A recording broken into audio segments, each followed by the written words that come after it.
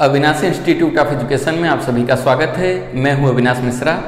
आज के इस वीडियो में हम सौरमंडल का परिचय देखेंगे, यानी कि सौरमंडल क्या होता है, सौरमंडल किसे कहते हैं, इसके बारे में गहराई से अध्ययन करेंगे। बहुत सारे बच्चे क्या करते हैं, सौरमंडल पर आधारित जो प्रश्न होता है उसे रटने का प्रयास करते हैं। सबसे पहले सौरमंडल होता क्या है आप उसको समझो, उसके बाद आप प्रश्न और उत्तर याद करो, आपको आसानी से याद होगा। तो चलो लेक्चर शुरू करते हैं और समझते हैं। सौरमंडल को अंग्रेजी में सोलर सिस्टम कहा जाता है। सौरमंडल को अंग्रेजी में क्या कहा जाता है, सोलर सिस्टम कहा जाता है। सूर्य का एक परिवार है और सूर्य के परिवार को ही सौर मंडल कहा जाता है।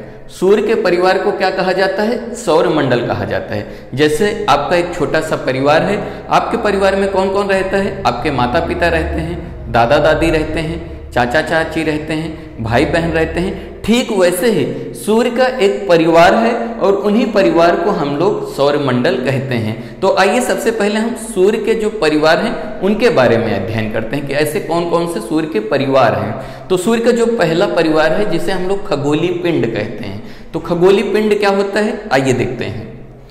सूर्य, चंद्रमा तथा वे सभी वस्तुएं जो रात के समय आसमान में चमकती हैं उसे खगोलीय पिंड कहते हैं। अगर आप रात के समय आसमान में देखोगे तो आपको बहुत सारी चीजें चमकती हुई नजर आती हैं, चाहे वो सूर्य हो, चाहे वो चंद्रमा हो, चाहे वह अन्य ग्रह हो। उन सभी को हम लोग क्या कहते हैं, खगोलीय पिंड कहते हैं। समझ में आ गया, यानी कि आसमान में जितनी भी चीजें हमें दिखाई देती हैं उसे हम लोग खगोलीय पिंड कहते हैं। क्लियर हुआ।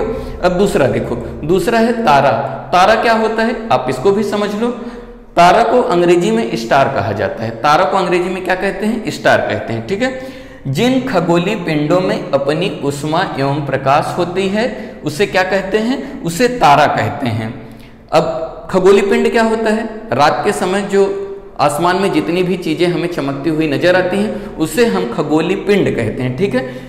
जिन खगोलीय पिंडों में अपनी उष्मा एवं प्रकाश होती है। अब उष्मा क्या होता है, उष्मा का मतलब होता है गर्मी और प्रकाश मतलब होता है रोशनी। यानी कि जिन खगोलीय पिंडों में अपनी उष्मा यानी कि अपनी खुद की गर्मी होती है, अपनी खुद की रोशनी होती है, ऐसे खगोलीय पिंडों को हम लोग क्या कहते हैं, तारा कहते हैं। समझ में आ गए। अब सूर्य को देख लो। सूर्य के पास अपनी खुद की उष्मा है और अपनी खुद की रोशनी है। समझ में आ गया। सूर्य के रोशनी के कारण जितने भी ग्रह हैं या उपग्रह हैं वो चमकते हैं। इसीलिए सूर्य क्या है, सूर्य एक तारा है। सूर्य के पास क्या है, खुद की अपनी उष्मा है यानी कि गर्मी है और खुद की अपनी प्रकाश है। तो जिन खगोलीय पिंडों के पास अपनी खुद की उष्मा एवं प्रकाश होती है ऐसे खगोलीय पिंडों को क्या कहते हैं, ऐसे खगोलीय पिंडों को तारा कहते हैं। समझ में आ गया। तारे को अंग्रेजी में स्टार कहा जाता है। अब आगे है ग्रह। ग्रह क्या होता है आपने सुना रहेगा।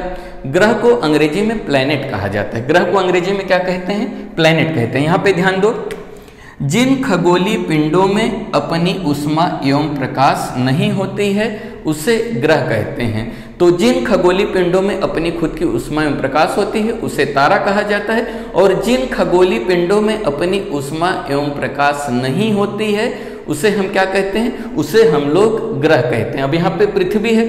पृथ्वी को देख लो।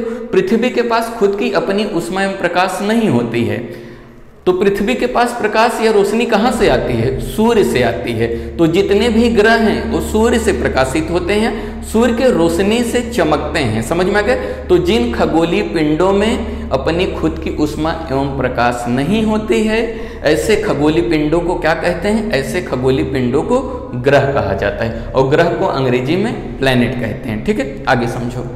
अब देखो उपग्रह क्या होता है। सबसे पहले ग्रह की खासियत क्या होती है वो समझ लो, फिर हम उपग्रह क्या होता है उसको समझेंगे। तो जो ग्रह होते हैं ना, ग्रह जो होते हैं तारों के चारों ओर चक्कर लगाते हैं। समझ में आ गया।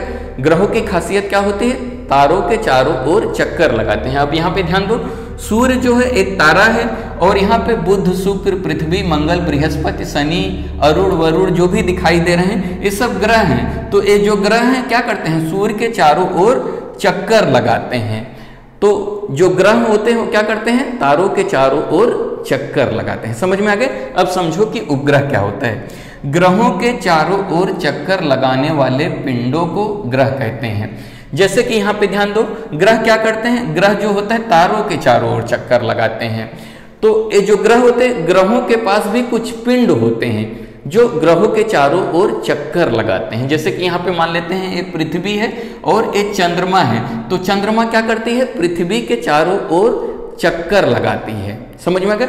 तो पृथ्वी का एकमात्र उपग्रह जो है वो है चंद्रमा, यानी कि ग्रहों के चारों ओर चक्कर लगाने वाले पिंडों को क्या कहते हैं, उपग्रह कहते हैं। उपग्रह को अंग्रेजी में क्या कहा जाता है, सैटेलाइट कहा जाता है। अगर आप पृथ्वी पे से चंद्रमा देखते हो तो आपको चंद्रमा दिखाई देता है, तो चंद्रमा क्या है, उपग्रह है। ठीक है, तो ऐसे जितने भी ग्रह होते हैं उनके पास खुद की अपनी क्या होती है, उपग्रह होती हैं जो ग्रहों के चारों ओर चक्कर लगाती हैं। क्लियर हुआ? आगे समझो।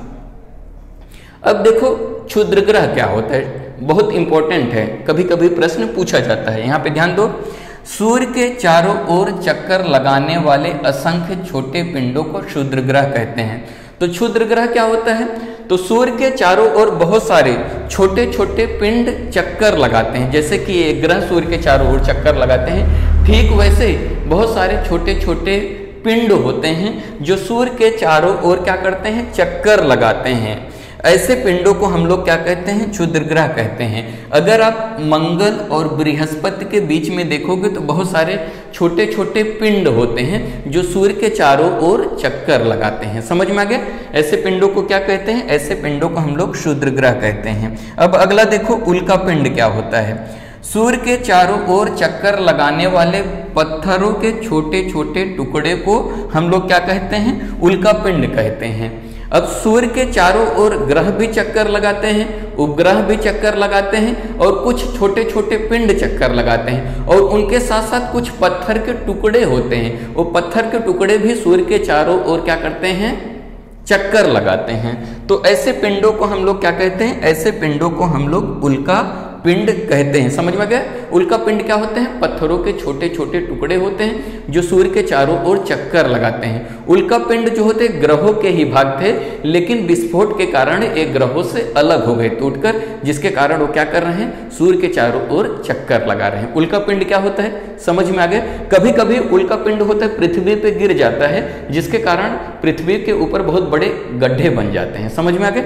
अब देखो आकाश गंगा क्या होता है, समझ में आएगा? आकाश गंगा आपने सुना रहेगा, तो आकाश गंगा क्या होता है, आकाश गंगा करोड़ों तारों, बादलों एवं गैसों की एक प्रणाली होती है। तो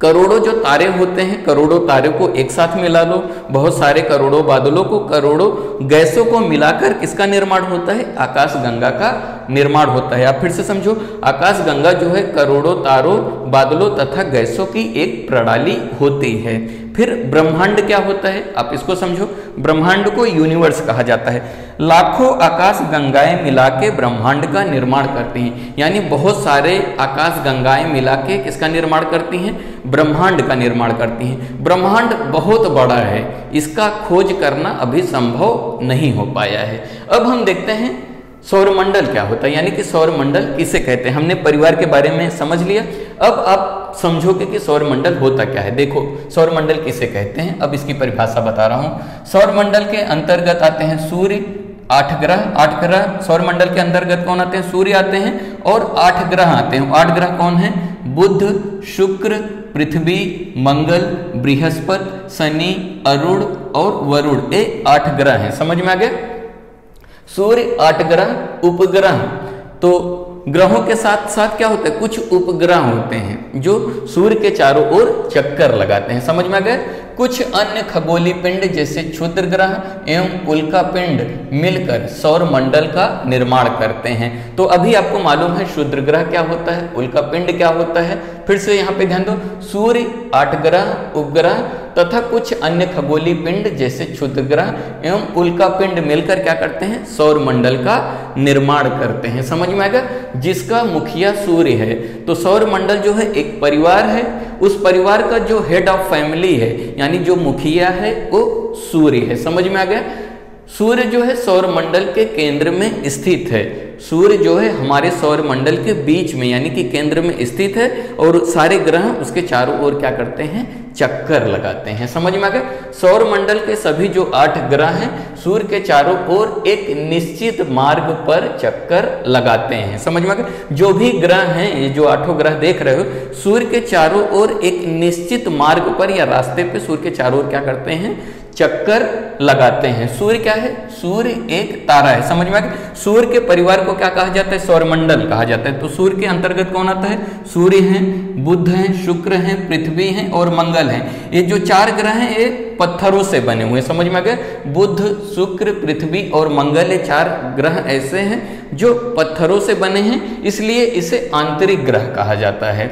और बृहस्पति, शनि, अरुण और वरुण ये सब गैसों से बने हुए हैं और तरल पदार्थों से बने हुए हैं, इसे बाह्य ग्रह कहा जाता है। ये 4 ग्रह ऐसे हैं जो कैसे बने हैं, गैसों से बने हुए हैं। समझ में आ गया।